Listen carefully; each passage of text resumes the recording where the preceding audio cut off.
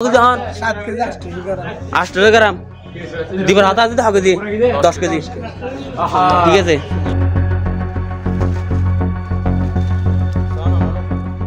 কক্সবাজারের কুতুবদিয়ার বড়দপ ইউনিয়ন পরিষদে সরকারি চাল বিতরণে ভয়াবহ অনিয়মের অভিযোগ উঠেছে।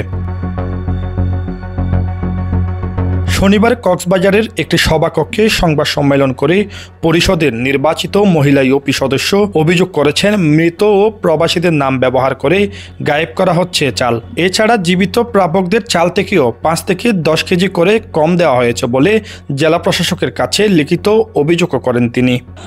5 কেজি করে কম দেওয়া হয়েছে, বস্তার মধ্যেও 3 কেজি করে 2 কেজি কম, তারপর এমনি খুচরা দিছে ওখানেও 3 কেজি কম দিছি।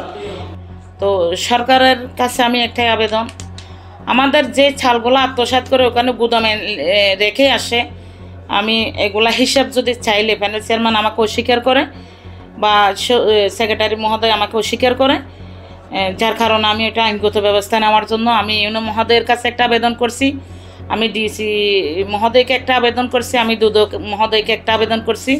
বিভিন্ন সরকারি প্রকল্পের চাল বিতরণের স্বচ্ছতা নিশ্চিত করতে যেখানে প্রতিটি ইউনিয়ন পরিষদের তালিকা তৈরির নিয়ম রয়েছে, সেখানে কুতুবদিয়ায় চলছে সম্পূর্ণ উল্টো চিত্র।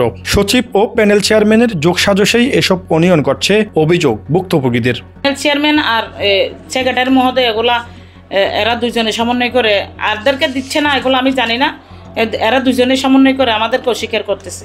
এগুলো আমি আস্তে আস্তে তর্ক নিছি, তর্ক নেওয়ার পর আমি হিসাব করে দেখছি আমি কত পাবলিককে কত চাল দিছি, কত কেজি করে দিছি জনপ্রতি। আমি হিসাব করে দেখছি যে 11,11,000 টাকার চাল এখানে বেঁচে যায়। এরা গুদামের চালগুলো রেখে আসে, ওইখানে বিক্রি করে টাকাগুলি এনে এরা ভাগ করে খায়।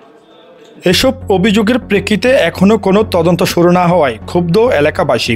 সরকারি অনুদানে এমন দুর্নীতির তদন্ত করে জড়িতদের দৃষ্টান্তমূলক শাস্তি নিশ্চিত করার দাবি তাদের। Desk report, Chittagong Tribune.